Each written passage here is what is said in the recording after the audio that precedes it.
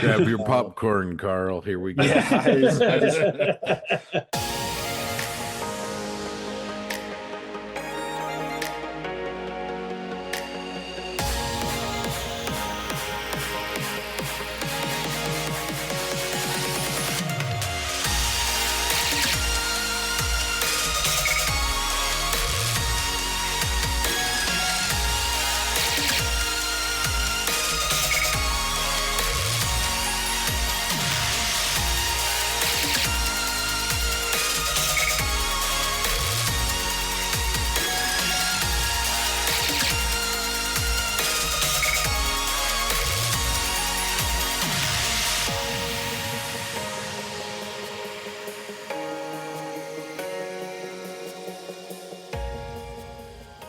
Good morning and welcome to episode 138 of the Plastic Posse podcast. This podcast is brought to you by some great partners: Micro World Games, Tankcraft, Tamaya USA, Bases by Bill, and AK Interact. Also, to all of our Patreon supporters, a big thank you from all of us for making this possible. We appreciate your support so much. Good morning to everyone, and it is really nice to see you all again, minus Jensen, who will not be joining us today, everybody. Counting today, we have just 6 days till the Rocky Mountain Expo and about 8 days from Scott finally getting some long-deserved days of rest. It's been a crazy couple of weeks for a lot of us, but I want to go around the room and see what everybody's been doing, working on, and maybe bought. All right, Scott, what about you? Yeah, mostly, without being too repetitive, mostly working on the model show.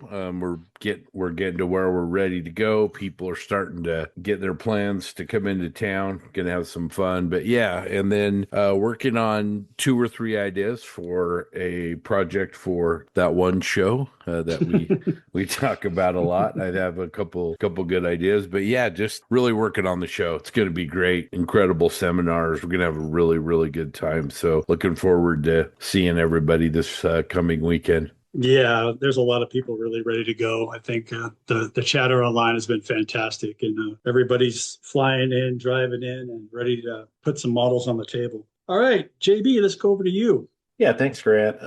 I haven't been building that much just because I have some family in town and that's been taking up my last week. Spent some time in the mountains last weekend, but on the build front, working a lot on the DOSWork Yog Panther. It's been a fun little build. I think I printed everything possible for the kit from Faustus. The only thing I didn't print out was the shirts and railing, I guess you could say, or the skirt hanger railing, just because it came out too thin. But regardless, like everything else that Faustus offers, used it for the Yog Panther, and it fits really well and looks really nice. So I'm anxious getting that into primer here soon. Might get into primer before Rocky. If not, I'll do it afterwards.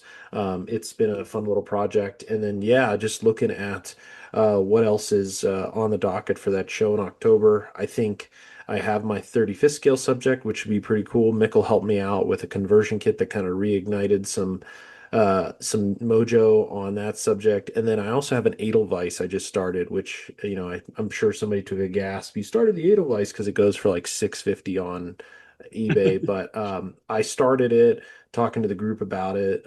Big thanks to Scott and Mark. They got it for me last year for my birthday. But I think I got to go all out on it. So that means replacing a lot of the leather items, which are molded in.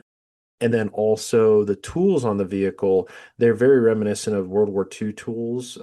So what I will do is remove those and replace them with like 35th scale tools from a modern German kit, which should be a lot more crisp than the kind of the blobbiness of their parts on the Edelweiss. But overall, it's a cool looking kit.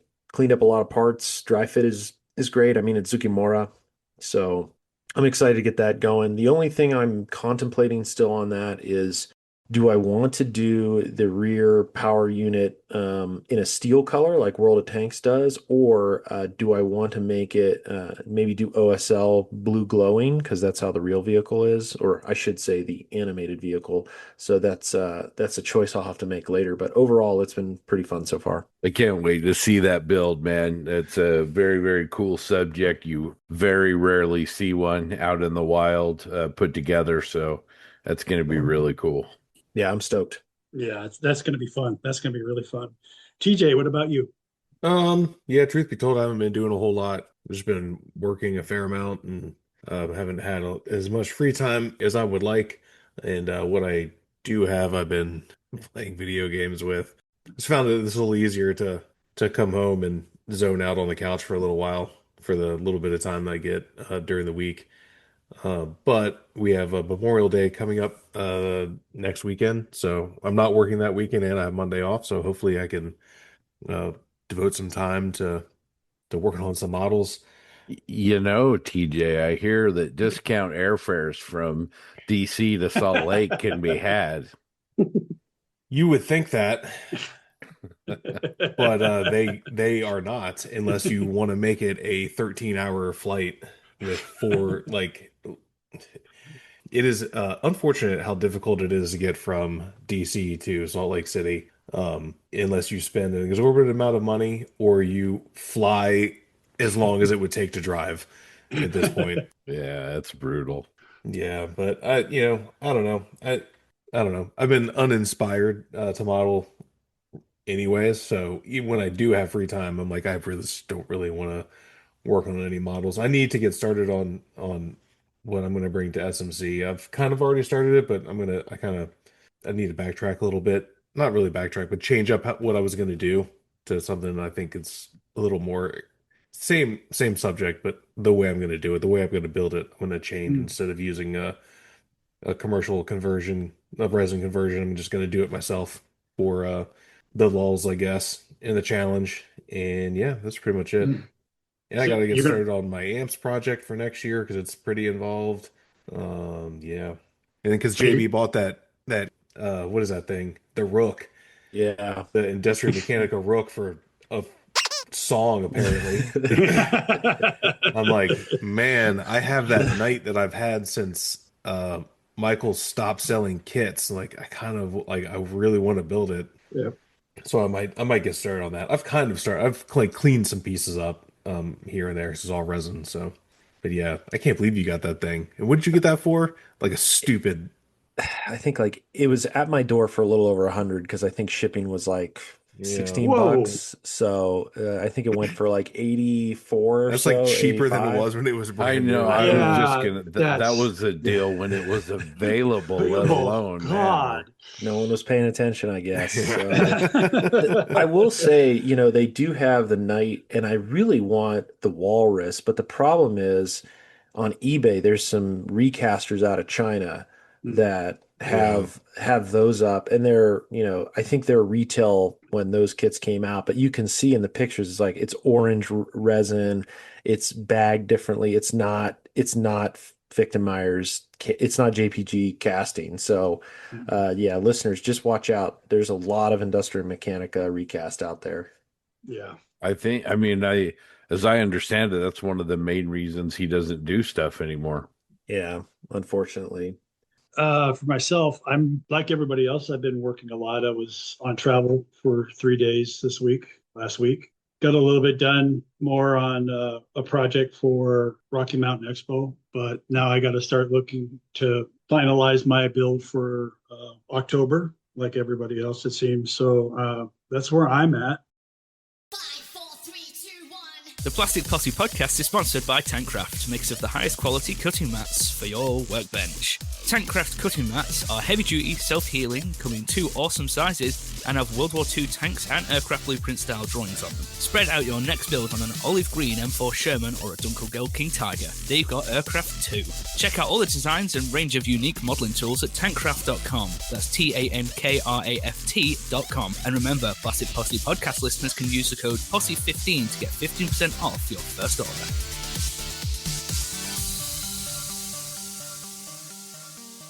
I'm going to hand it over to Scott now and see what's going on.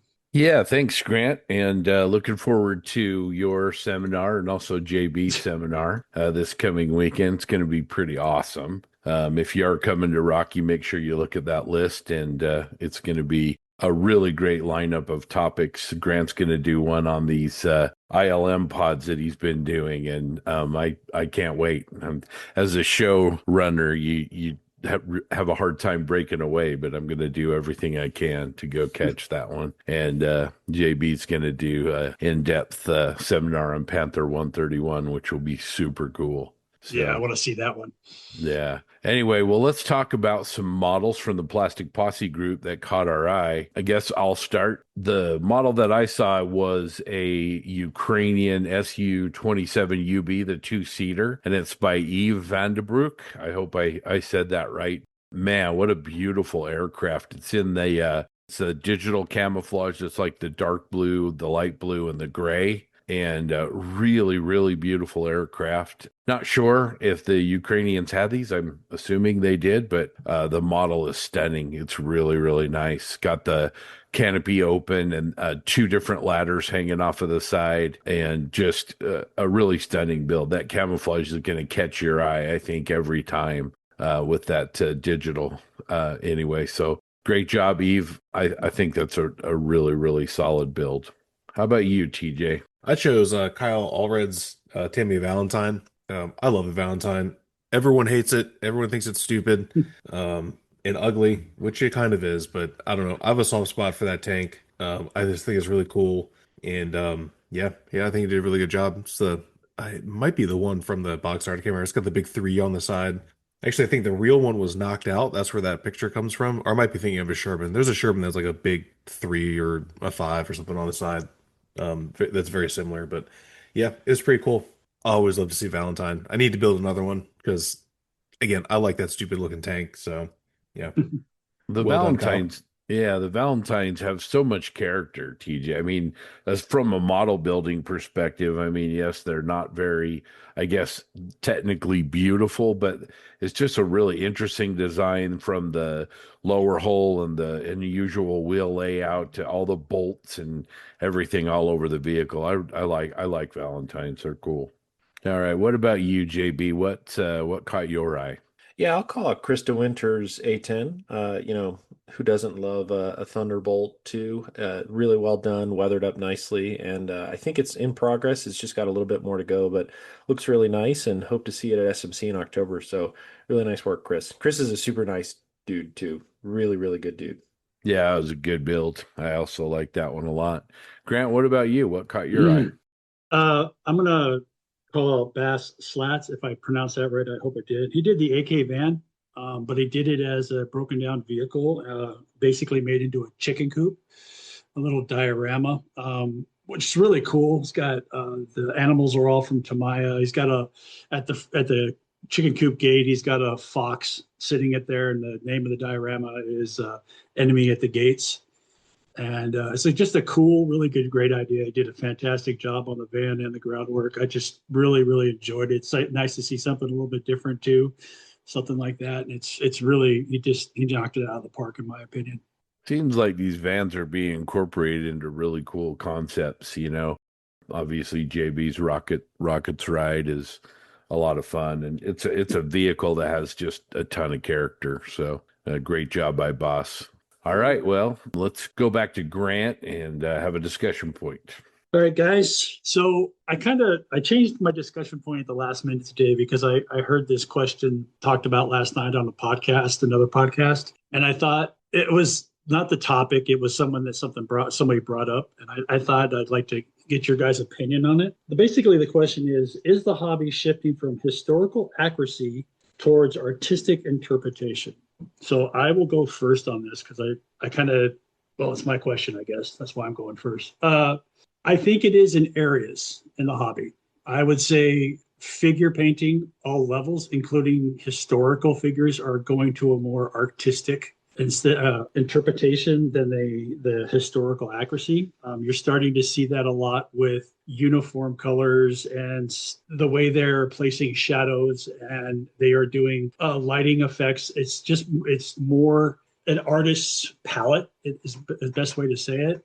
Especially with sci-fi and fantasy figures, you're definitely seeing a more artistic chance value. You're seeing dot painting, you're seeing overcast shadows, you're seeing OSL, you're seeing lack of or a lack of strength and color on some areas and a mass amount of colors in others. So if you look like people like Gary Baker, who's a good friend of the podcast, he is, I think, one of the better figure painters around, definitely in the States. And he focuses a lot on color, which is great, and it's more of an artistic example. He's moving it a little bit in more into his historical figures. He's done some German figures that he's going to bring to his demo next week. And I think if you look at him real closely, you'll start to see that little artistic touch he's adding to it. It's just not the olive drab or the German gray and black boots. You're seeing all kinds of mixtures of colors and stuff like now.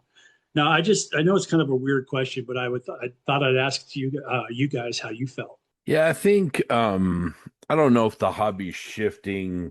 I mean, this is tough because you're sort of right. You're generalizing, and Yeah. I'd be interested to see what you guys think. But I do think that a lot of people are coming to the hobby, as we've talked about many times. Through we're getting a lot of war gamers and a lot of people that are coming in from Japanese science fiction, and so I do think that those are going to color and influence how people model and how people approach it versus I guess the other side of the hobby is sort of the I don't want to say paint by numbers, but the federal standard colors for this particular military vehicle or the factory colors on this particular automobile, right?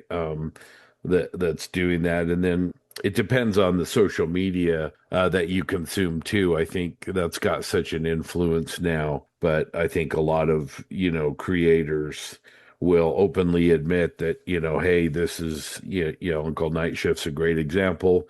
This isn't necessarily historically accurate, but this is what I want to do and how I want to do it. And so I do think that that's definitely a huge influence, but I kind of tend to think, I apologize for getting up on the fence again, but I think it's just each individual person, and I think that your style is continually evolving, but I think it kind of lands somewhere in the middle for me. I do see a lot of really great technical historical builds being produced and historical photos being recreated to maybe even a greater degree than they ever have on the other side of it too. So I think my answer is going to fall sort of in the it depends on the individual builder column. I don't know. What do you guys think, TJ, JB? All right, so this kind of actually ties into what we talked about in the last episode, which I feel like a lot of people miss. They heard JB Yep. talk about bases, which was fine because JB was right about Yep. what he said with bases, but I think a lot of people focused on that and not like what was actually talked about, which was how a model presents as a whole, subject, color, execution, display, all that stuff. That's what it was about. And great, this kind of ties into what you were talking about.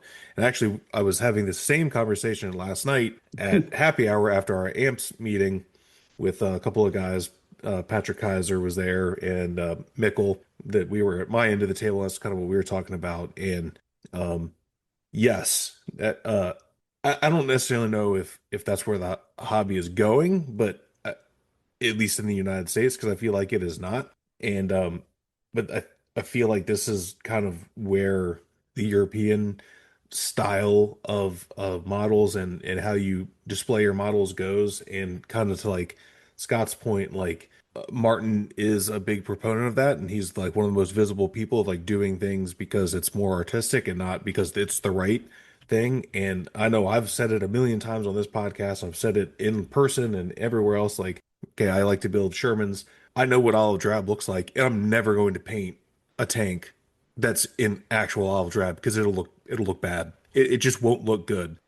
And me personally, I'm not trying to match the exact shade of some color from 80 years ago because A, it doesn't matter. B, it looks like crap on a model. And C, I'm gonna get my historical part of the build from the build or from the model from the build. I will build my vehicle as accurate as I can, and my colors won't be accurate, but I don't care because it just looks better. And Yeah, that's just something that I feel like the mainstream, quote unquote mainstream American modelers don't embrace. And you see that at IPMS Nats and at AMPS Nats, and it's more of what's the right color and is this whatever color on some stupid airplane that no one cares about that they built eight of.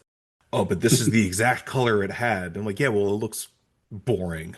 Like it's not cool. Like it's cool, but like as a piece, it doesn't like unless you know exactly what you're looking at, no one cares. And that's just my opinion. Obviously, again, we've said it a million times, and I feel like people always forget this part of it too. No one cares how you do it, and you're free to do it however you want. And every way of doing this hobby is equally valid. This is just my opinion. But yeah, I would like it to be shifted more towards historical interpretation, and I feel like there's a number of people, at least in the United States, that are kind of leading that charge. I like to think that I'm one of them, and JB is one of them, and the rest of us are like not that because we're like super important, but like we do kind of have a voice. Maybe we have a podcast, we talk about it, we're active on social media where we show our work and talk about our work. Yeah, I would like to see that more. And the way you're going to do it in the United States is if you have expos and shows and gatherings where models are on display, where creativity and taking a chance and pushing boundaries is rewarded and playing it safe is not. But it's really the opposite of that. And we've had that conversation a million times. The way that shows or in contests are organized in this country and other countries, not just the United States thing, they reward playing safe and not taking chances. Man, And that hits close to home, TJ.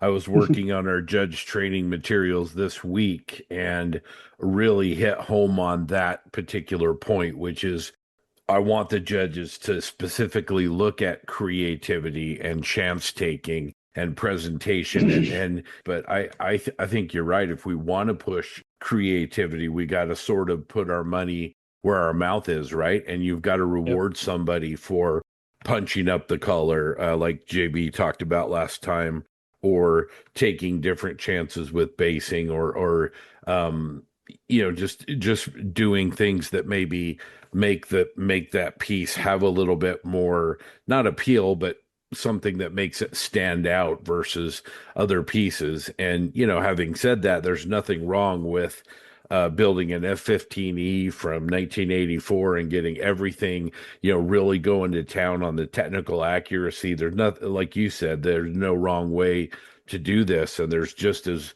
much effort that you can invest in doing something right down the line, technically speaking. But I do think that particularly here that we could encourage people and make sure that people aren't penalized, as you said, for taking those chances. yeah, and like I said, me personally, I try to do both. I will walk on both sides of that line. I want a hyper accurate vehicle specific build that probably 5 years ago I would have said I'm not going to do any of that because I don't care. Well, I've changed and now I do care and I'm really into it and it's really fun. But then I'm going to take that and I'm going to paint it or display it in a way that at least I like to think is more eye-catching than just this is the right color to match the exact right color to match this exact vehicle from this exact time frame where yeah I'm going to be in the ballpark because like it's still going to be whatever but I'm going to Yeah. make it as interesting as I can with highlights and shadows and stowage and just all that figures and all that kind of stuff. That's if you don't want to do that, that's fine. Like again, no one cares. Like it's not a big no one care not in like a negative way, but like you're free to do whatever you want. It's not a big deal. Like you shouldn't feel beholden to do any one thing. Yeah, it's just if you want to, I mean you should. And if you want to display your work, you should be rewarded for taking chances. And going back to the last discussion we had, you should be rewarded for doing things your way if it's really good. And I do agree that sometimes that like we said last episode, sometimes that's overlooked for more flashy and maybe less technically good stuff. And that's life though. Like, I do. I'm with you. I kind of think you can mesh both of these, like you said, with a hyper accurate model but take move the more artistic challenge into the painting and the weathering. And I think the gentleman JB talked about last week, I can't remember his name, JB, the guy that built the Bradley and the Churchill. His OD or his British green on that Churchill that was in Mosan was unbelievable. His Bradley that's on his page with the tarps on it is another thing that makes that sand. I've never looked sand. That sand looks amazing. So I think you're 100% right, TJ, that you can do mix up both of them. What about you, JB? Yeah, I mean, I think I agree with everyone. I always love to start my conversation with this is my opinion. There are a lot of cherry pickers out there for what I like to say, so have at it. Grab the soundbite you want. I feel like every other episode, there's somebody that picks on one little thing and blows it out of proportion. So I just got to caveat Grab that. grab your popcorn, Carl. Here we go. Yeah, I feel like I'm a politician that is always under the microscope, but no, I think this is a good subject and somewhat continuation of last week's. Yeah. So yeah, this is my opinion, obviously. A lot of things that everybody has said has resonated a lot. I'll just go through and pick on a few things because I wrote a few things down. What I do think that really resonates with me is what TJ said around being awarded for doing it your way. Honestly, there's not really many shows in the United States that allow that. I don't think the 1, 2, 3 system allows that. Like it just doesn't. I'm sorry, but it doesn't. There's no individualism in that competition style. It's all about competitive, me versus that other modeler, and it really doesn't allow the opportunity to highlight what somebody's done because it is very binary in judging, where alignment of a wheel, whatever little technical flaw can kick something out where you're missing the forest from the trees, as I've said before. So I think that's one thing that precludes a lot of style in the United States, specifically with the 1, 2, 3 system. I, I also think if you look at again US shows versus international shows, US shows are we're very technical. We're like a very technical culture. I think of our airplanes or the things that we develop technically that it just that's our culture, and you can see it in scale modeling where it's like the perfect build or like the perfect FS or RLM color, but it doesn't, yeah, it's technically perfect, but it doesn't please the eye to me. I mean, if you look at a model that's been painted, like TJ had mentioned about an olive drab color, like olive drab is ugly. It's black and yellow mixed together and it's routinely super dark. So to build a model in that, yeah, you can have it accurate, but I just don't think it's, again, this is my opinion, caveat. I just don't find it terribly interesting to look at. I think when you look at how Mike Rinaldi has done it, it's a great balance of realism and artistic expression. And then you have Adam Wilder, which is pushing the pendulum really to the artistic side. And I'm curious how he finishes his Sherman because he just finished a Locust, I don't know, last year, and that is a green that's, let's be honest, not even close to what an olive drab looks like. But I tell you, if it's on the table, it's going to pull me in and I'm going to love it. So I think when you look at builds, Americans were very technical. Again, I think that's our culture. But when you look overseas, I think of the Chinese, for instance, like a lot of their builds that I've seen online lately are very artistic. The one that comes to mind is that Churchill, but there's also other ones. If you go to like the Ming modeling competition, like there's some really good stuff there on those. That digital entry for their competition online. And then obviously the Europeans. I mean, we go to SMC, we see AMT Torrent, we see KMK in Belgium every year. Like there's just some really good emotion, like all of that. You can see like, oh wow, this is just a different way of looking at the hobby. So I think I tend to agree a lot with TJ. For me lately, it's let's make the build as accurate as possible. I've been stuck on like modeling photographs and I just love it. I think it's a lot of fun. But where you can have that little bit of individualism is the painting and weathering and setting the scene. I think that's where that expressive part of the hobby comes in. But then on the flip side, like this Yog Panther, I think I talked about it last time, is I am throwing the accuracy out the window, or I should say, like what it looks like in a photograph, because I'm going to have tarps on it, inspired by the guy in China. Um, and have some, I'm going to try to punch the colors a lot too, because there's some Chinese modelers that are really doing well with colors. Um, but yeah, anyway, I think it's up to everybody's interpretation. As noted by TJ, yourself, and Scott, there's no wrong way to do this hobby. Everybody can do it how they want. Everybody can take a model how they model to a show. But I'm just calling out like this is what sticks out to me. This is what I enjoy seeing, and I think we're seeing more and more of that in the United States. So I that's a good trend. So I'll just leave it with that.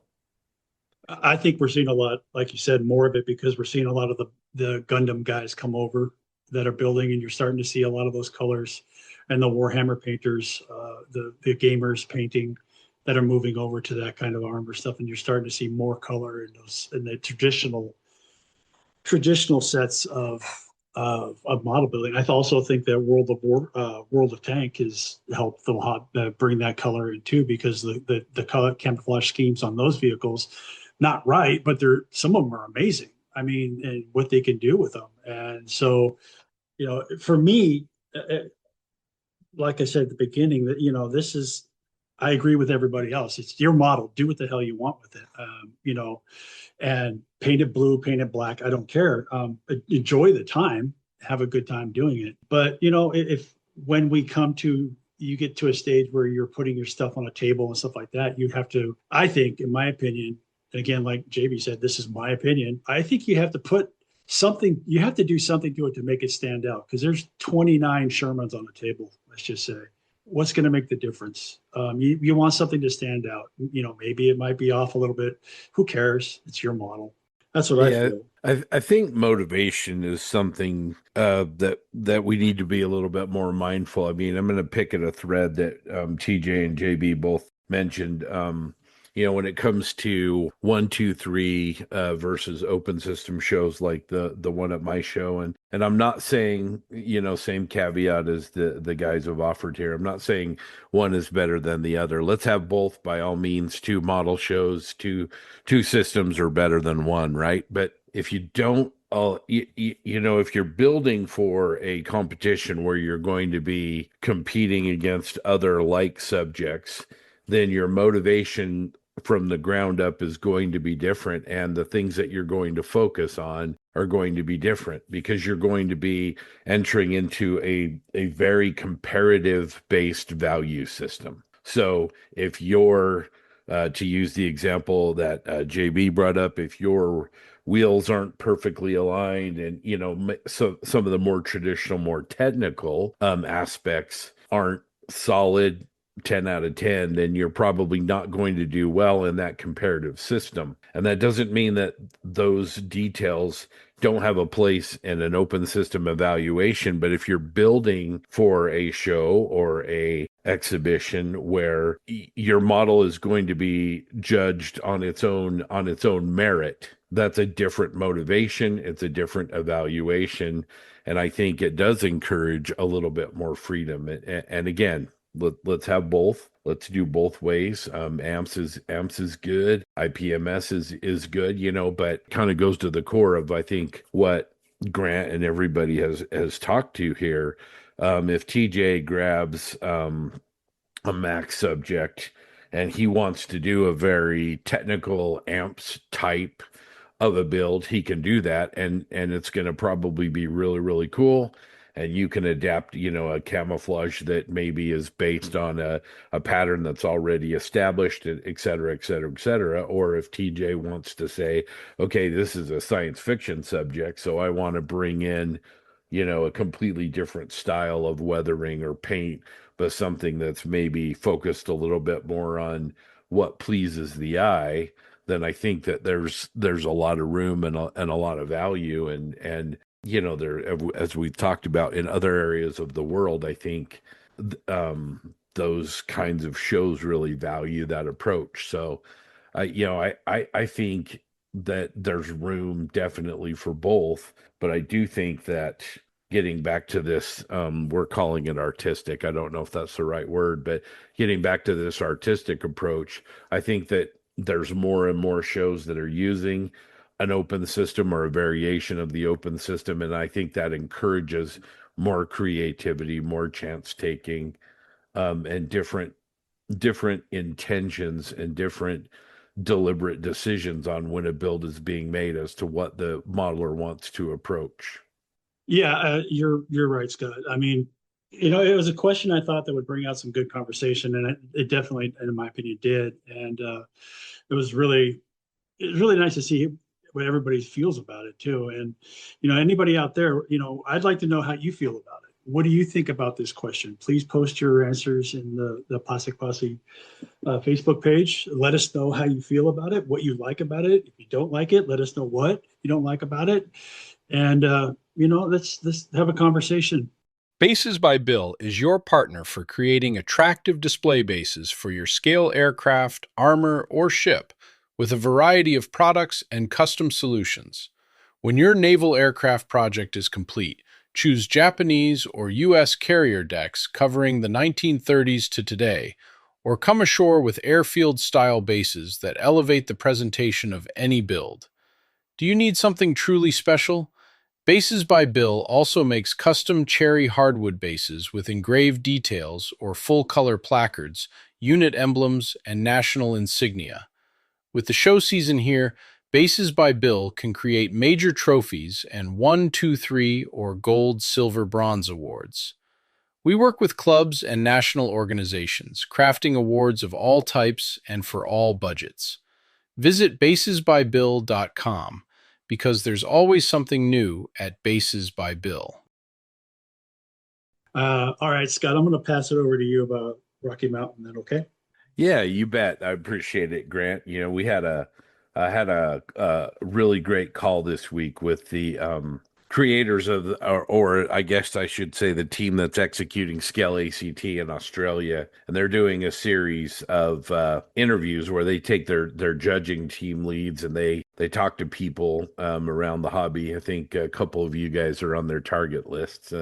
Spoiler alert! But it was great. We got to talk about kind of common show values between Scale ACT and Rocky Mountain Expo, and then also their show from a judging perspective is really has quite a bit in common with the Rocky Mountain Expo, and so I kind of wanted to maybe talk about that a little bit, and then maybe bounce that around. But both are open competitions, and the main difference between the two is Rocky personally invites judges to come. And what we do in our show is when we're looking at judges, we're looking at, modelers that are kind of, for lack of a better term, well known, but they've participated in a lot of competitions. They've judged at a lot of different shows, and especially if they've got some open system judging experience, we put a lot of value on that. And then when we bring them in, we have a mandatory judge training because we want to share the show's values. And so it's really about, in our judge training, and a couple of you have been through my judge training, I'm not going to tell, TJ where to judge. I'm not going to tell him what makes a good, Sherman. He knows what a good Sherman looks like, right? He knows what a good model of a Sherman looks like. But we do talk about things like some of our previous discussion point, looking at things like creativity and where chances taken and what is a presentation like. I know some systems, those things are specifically excluded from evaluation, but in our show, it's something that we value very much. And how we judge, not from a technical like nuts and bolts perspective, but like not starting with the negative, so to speak, like not looking for flaws, allowing that initial impression that a piece makes on you to give that some value. And then, obviously look at the technical pieces of it, look at the pros and the cons, look at the pluses and the negatives, but not to just focus solely on, okay, this has got a flaw, we're going to move that aside, but actually get into the piece, try and determine intent and see what that level of execution was. And Scale ACT is very, very similar, but in their particular case, they're still using volunteer judges, and so their judge training and everything tends to be a little bit more technical, and they're doing a lot more teaching and everything. But thought it was a great exchange of ideas. Scale ACT to me seems like a really great show, but hopefully if anybody out there is considering coming to Rocky Mountain Expo, I think we're really trying to build an event that is a little bit unique. I mean, none of us that are putting shows on are recreating the wheel, coming up with something completely new, but we do have a value system that I think prioritizes different things than a lot of, say, amps or IPMS types of approaches for models. And so that's really kind of what our goal is. And we've had great feedback to date on that concept. But I don't know, maybe John, I mean, you've been to our show. Is any of that kind of resonating? And what's your opinion? Oh yeah, I think so. I can't wait for your show. I think, what you're doing out in Utah is great for the hobby and great for shows in general. I think you see that spillover going elsewhere as well, especially like with wine country. It's good, when I think back, oh man, when I think back to even 30, I'm 40 now. So as I think back 30 years and all the model shows I've gone to, very few have been what you're doing. I think it's important to acknowledge MFCA and MMSI. Those shows have been around forever and have embraced that type of approach. But every local show that I went to growing up, obviously the IPMS Nationals have been kind of stagnant in terms of how to evolve and address how the hobby has evolved. So I'm super looking forward to your show. I think it's going to be fantastic. So when I think back to last year, the first show I went to because I missed the year before, it was just great. I think the community aspect is alive and well at your show, and I think that is that's the draw. That's something where I'll make a bold claim. There will be a day where no vendors are at shows unless it's somebody selling their old stuff because of the nature of online business and the cost of going to shows. And I think what your show tees up is the future of scale model shows in America, where you're focused more on the hobby, the individual, what they're building, what they're presenting on the table, the conversations that are being had between entries. Don't get me wrong, I love vendors. I think vendors are awesome. I look at amps this year and man, there were a lot of good vendors there. I don't know how many are coming back because they didn't make that much money. So when I think about shows in the future, your show tees up what a winning format I think looks like, and it's all around the modeler. And yeah, when I think of Seattle, you don't need vendors to make things great. Not saying that you're not going to have vendors, but I'm just saying like what your show is doing, what it focuses on, I believe is the long term winning playbook for scale model shows as the market changes. So Well, that's very, very kind. I really appreciate that. But yeah, it's interesting. We're gonna have a lot of vendors, but we did have some vendors that weren't able to come because of what you mentioned, sort of that the reality of costs and everything. But I think it's truly important for Rocky. One of our core values is to represent value. And I don't want to make it a purely transactional thing, but I have made no secret of saying that if modelers don't bring work to your show, you have no show. And so I think it's incumbent on each show to really bring value to the attendees of the show. You can call them guests, you can call them friends, you can call them customers, but at the end of the day, they're spending the money, they're taking the time to come to your show. And so how can you provide value? You can accommodate collaboration, you can accommodate them being able to see good work and schedule incredible seminars, but how do you provide value for them? How do you make it so that they go home and they're already coming back next year? They're already excited about a conversation that they had with a Gary Baker or a Grant Mayberry or a Rick Lawler. How do you put those wheels in motion? And then the other thing is, there's a lot of model shows. I think TJ, like in particular in your area of the country, I mean, from now for the next, what, 4 or 5 months, I mean, every weekend there's going to be a show in and around your area that's within probably 2 to 3 hours. And so how do you get a show to stand out amongst sort of the sea of shows?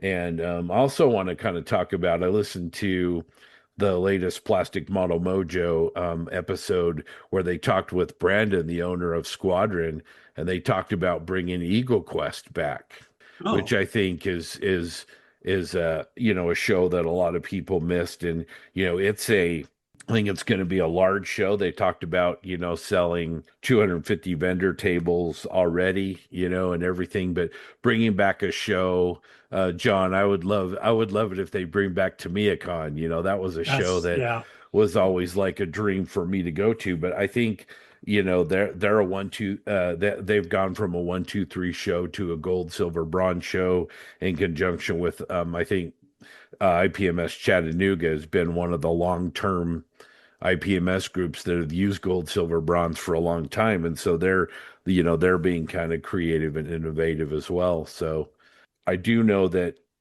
at our show that what we're trying to do is encourage creativity, encourage people to come and have a different experience with us, identifying the people's work by name. This year, making people wear name tags so that we can hopefully encourage those conversations even more so than in the past. Yeah, definitely. This is I think my third show with you. This is the third show. So I'm really looking forward to it. And, you know, at the first show, I was traveling with my wife and my father-in-law as we were going through Utah and doing a trip around the United States. And a comment stuck out in that my wife said. She'd been to a few shows over the years, but she said that this show was so different because I could actually see the growth of the modeler by their stuff on their where their models were placed. You could actually see their growth, how they've improved over the years and how they've improved over time.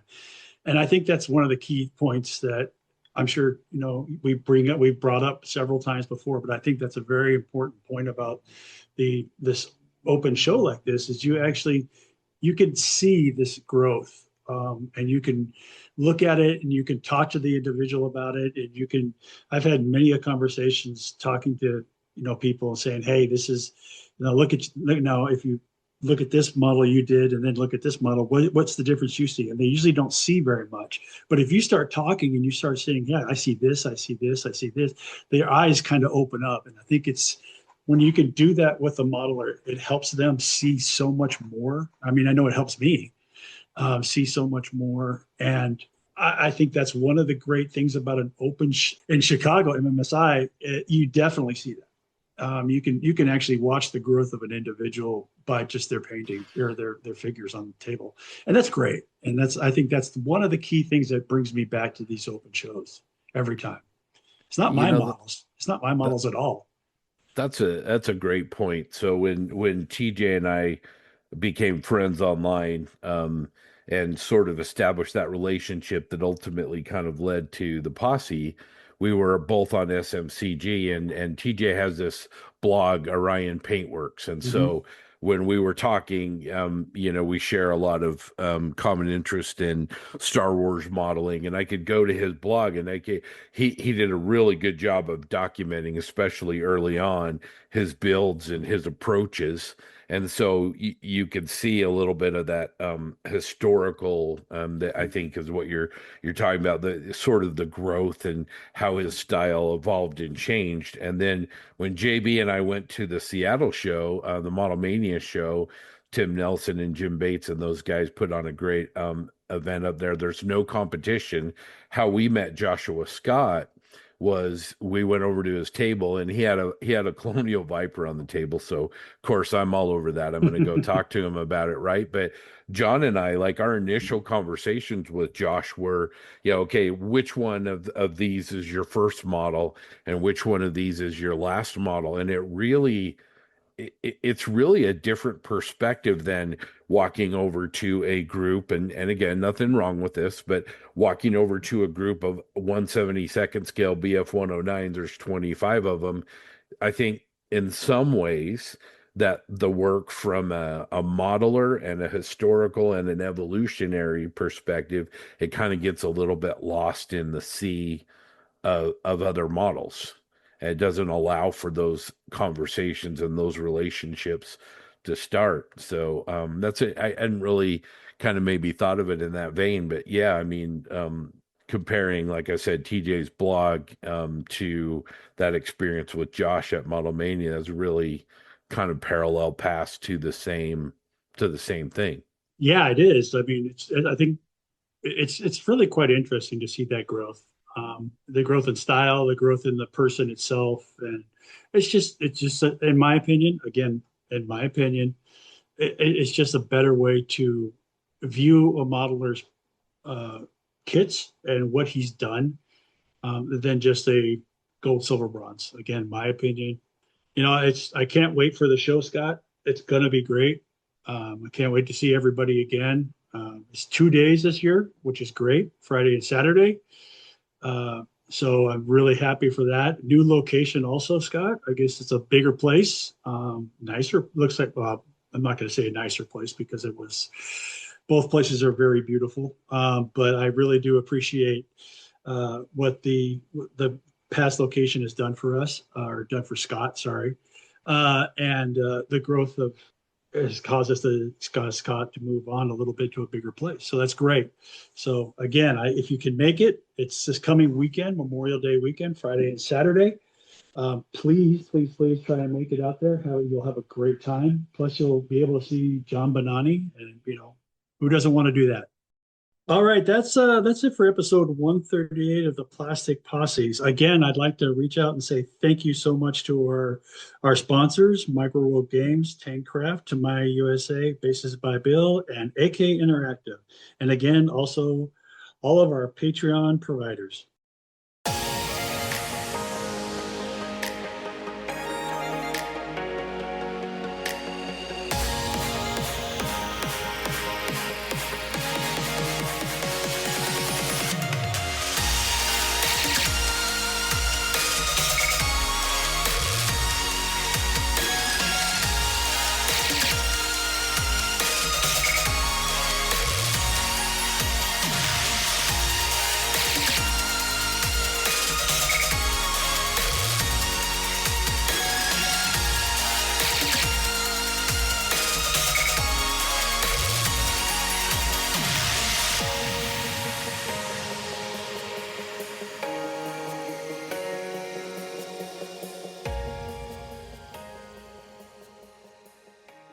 One way that you can help support the Plastic Posse is to become a Plastic Posse Outrider.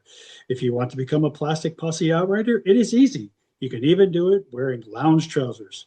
Just go to our Patreon page at www.patreon.com/Plastic Posse Podcast and set up a reoccurring donation there. These contributions help offset the cost of bringing you the posse. There are 3 different tiers of support, starting at just $1.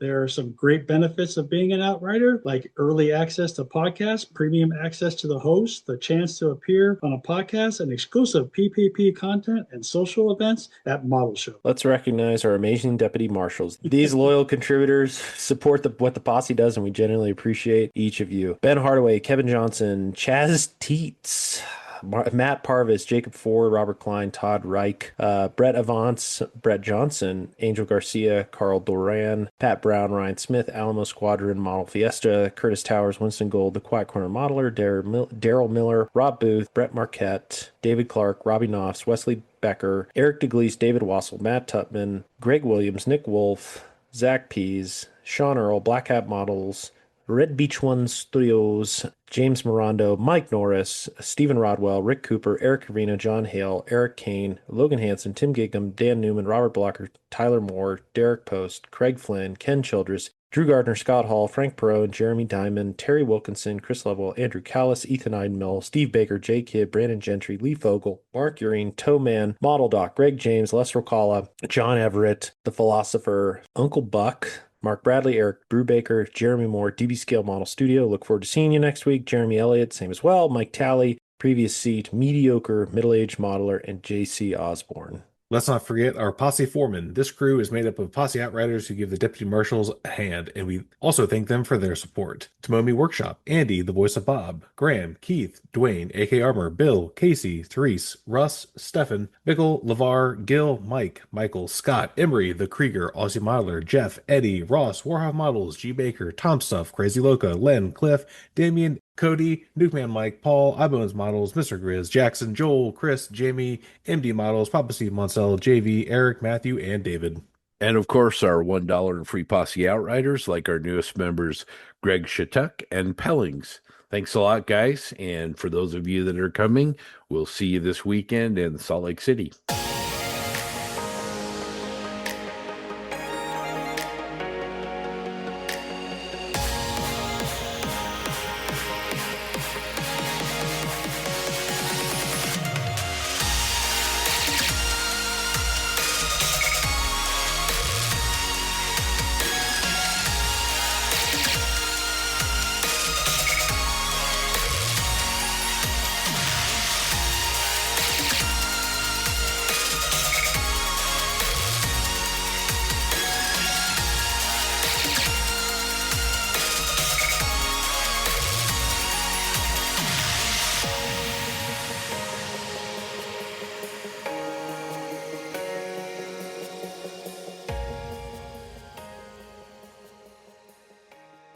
Nice. Nice. Nice and short. Sorry. That was a quick one. So It's okay. Sorry about that. Yeah, it's all good. It's all good. All right. Well, I hope you guys have a good day. You guys doing anything fun? JB, what you doing? Oh, my mom's in town, so we're gonna go check out the local market and then cook some good steaks later. So, and then I gotta finish up some work stuff. No modeling, unfortunately. Yeah, that's no good. TJ, what you doing? Nothing. Not a damn thing. Might work on this turret a little bit. What about the Sphinx?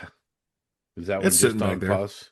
Yeah. I just gotta weather it. I just haven't. It's so big, and I don't know. It's just like one of those things. Like I know what I need to do. It's just like, man, it's just a lot of surface area to work on. I might get back on this little guy too. The Oh, little yeah. Matilda. I gotta finish painting some details and put the decals on. But yeah, I don't know. I'll probably focus on just working on this stupid turret. I got a lot of work left to do on it. Grant, what are you going to do? Oh, sorry. I'm TJ. going. You're good. I'm going into work. So, On Sunday? Oh, yeah, I'll be working pretty much at night all the way through RME. So, yeah, it sucks. But you're going to scratch build the bridge on the Churchill? On the church? No. I have okay. I have a Resicast conversion Oh. kit. I thought that you said today. I thought you said you weren't going to use that or something like that. Oh no, I'm gonna use that. Oh, No, okay. so for the my SMC build, I have the T&D hull to do a Baldwin Direct Vision M4, Mhm. but I'm just gonna convert it out of two Asuka kits instead because yeah. The main reason why is because I want the challenge, and B, the bullet splashes aren't right on the TMD kit anyway, so Yeah. it's not too bad. I got to take their Direct Vision A2, and you got to cut the glacis off, and then cut the hoods out. But you just cut along the welds, like it's not that hard. Mhm. And I bought the British kit, which I think comes in yellow plastic, and I'll use the green plastic for the rest of the hull. It looks better in pictures. It's just like one of those things. Like I could do it right now because I have a Direct Vision 8 that's in green, but it doesn't look as cool when it's when it's not different colors. Mm. yeah. Oh, Yeah, that is pretty cool.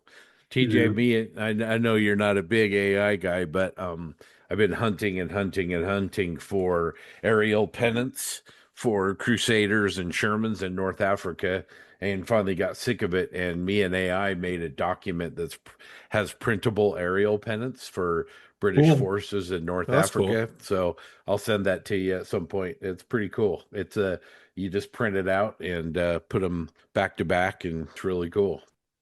Well, I've got a rental car, so On Thursday. Well, or you could just meet us there too. yeah, I could just meet you there. I'll probably do Yeah. that. Then let me know what you guys plan on being when you're going to be there. Have So have you been to the Hill Museum? I think when we went a couple years ago, you were driving with your family, and I don't yeah, think you made it. But no, we that's a didn't make it up there. that's a good museum. We just Yeah, got a new hangar there. It's free, first of all, so cool. cool. But we just got a U-2 and an F-22 and Oh wow, a bunch of new aircraft. But I mean, honestly, it's not Dayton, but it's yeah, I'll go. you'll like it. Yeah, I'll definitely go. How's the new season of Diablo? Oh, dude, it's so good. I start. It's the expansion. It's I mean, I enjoyed D4 when it came out, so it's hard for me to like be like, oh, well, it's whatever. But the best the game's ever been. I don't really care for the Warlock class so much. Like, it's okay. Yeah. I leveled one; it was fine. They just it was a little surprising because normally, when they launch a new class with like an expansion, they make the class like super overpowered.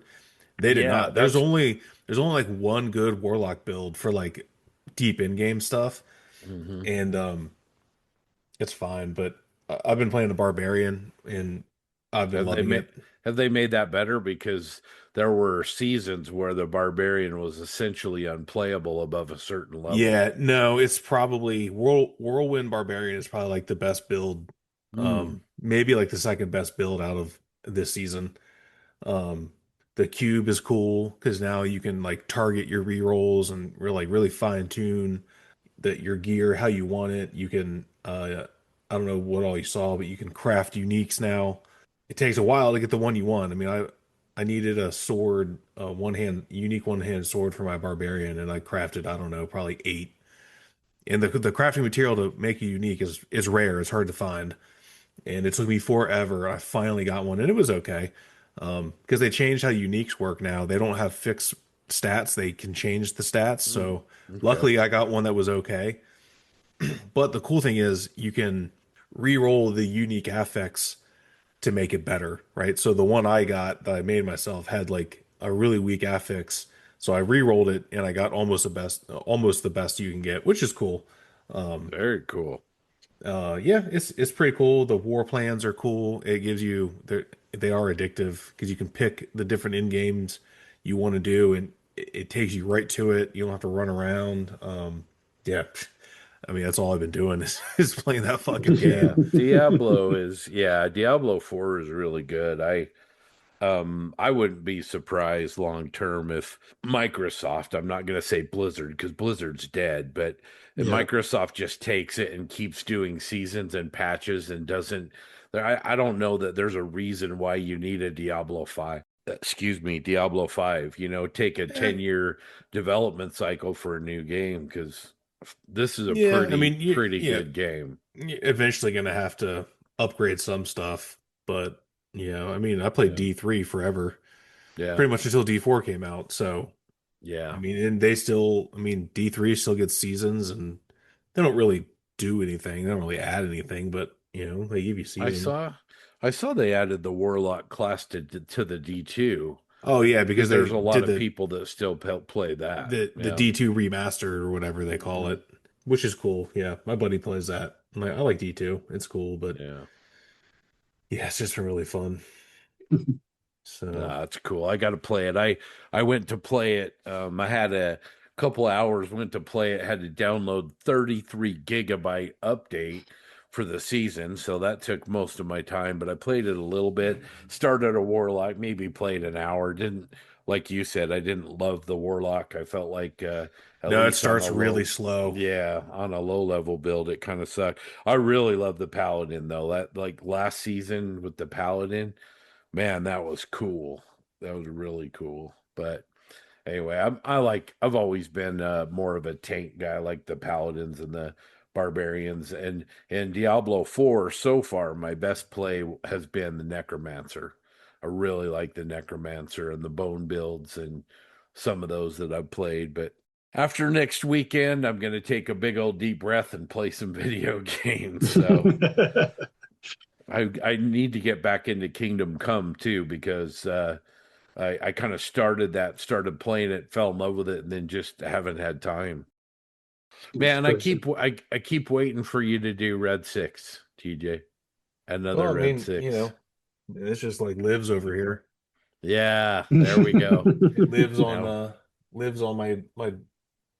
Now, my bench. Sam keeps teasing that he's gonna build his. nice. And there's a dude that does like a Greebly update package, like STL. Yeah. Yep. And he's like nerd maker or some shit like that. I can't Yeah. remember, but Mhm. he's got a Yeah. he's Yeah. got a Colts page, and it's not Yep. for that kit, but I've seen people use it, so it definitely works. Yeah. Yeah. I It'd be mean, I wouldn't cool. mind doing like a big scale one too. Yeah. Yeah, But Jason Eaton just finished his, or in the process of finishing his studio scale one, Red 5 right now. yeah. Yeah. That's beautiful too. Well, TJ, if you want to do a large scale one, Elaine has a really nice X-Wing STL that you can get Yeah. for $40 or something. It's really, really good. That's probably Dana, not going to do that until I get my new printer at some yeah, point. yeah, yeah. All right, you guys. Well, Grant, thank you, and appreciate you No problem. guys, and we'll talk soon. All right, guys. All right. Talk to you later. Take care. See ya. Bye.